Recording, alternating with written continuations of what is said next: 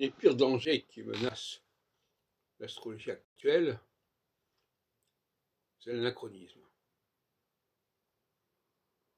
Au nom de la modernité, comme dirait notre ami Nicolas, qui avait fait en 1977 un bouquin au Seuil pour l'astrologie moderne. La modernité n'est pas la solution pour l'astrologie. La modernité, ça veut dire tenir compte des avancées actuelles, au niveau informatique, au niveau astronomique, etc. etc. Ça, c'est tout à fait toxique pour l'astrologie. L'astrologie accompagne l'humanité depuis des millénaires, on ne sait pas très bien depuis combien de temps, enfin en tout cas, au moins depuis 2 ou 3 000 ans. Et il faut se situer dans cette configuration technologique et scientifique.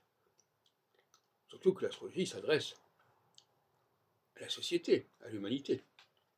Donc que les gens comprennent, tout comme ils comprennent par exemple le système des élections, à peu près. Mais c'est pareil. L'astrologie relève du droit constitutionnel. En tout cas, elle en a le même profil, elle a les mêmes valeurs de certaine manière. Peut-être pas les mêmes moyens. Le droit constitutionnel, il est un peu court à ce niveau-là. Enfin, néanmoins, le droit constitutionnel donne une tendance valable pour l'astrologie. Donc, il ne faut pas demander ou attendre des humains d'il y a 3000 ans des connaissances, des capacités remarquables qui seraient réservées en fait à une toute petite élite.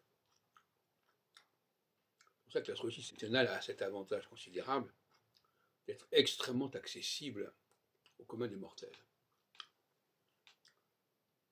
Parce qu'elle ne parle que des saisons, au sens de Saturne.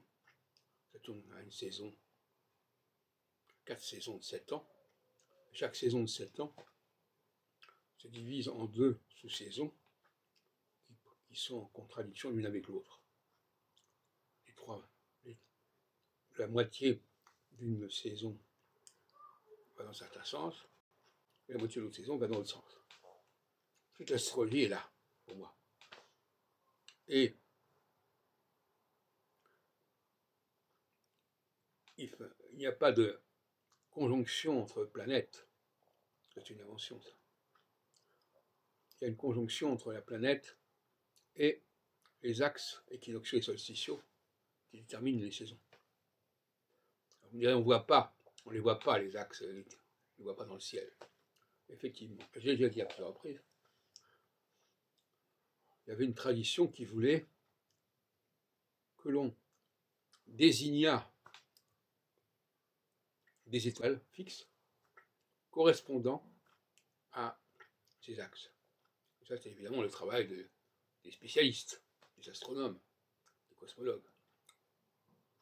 Donc quand Saturne se rapprochait d'une de ces 4 étoiles, eh bien, c'était le signe qu'on changeait de phase. Alors, il y a effectivement, dans la tradition astrologique, les 4 étoiles fixes royales. J'y attachais une importance à un certain moment. C'est évident que ces 4 étoiles royales, elles n'ont une valeur qu'à un certain moment. Elles ne sont plus valables maintenant, du fait de la précession des équinoxes. Donc il faut renommer régulièrement quelles sont les étoiles fixes royales. Et en ce sens-là, il y a une sorte d'alliance entre l'astrologie tropique et l'astrologie sidéraliste.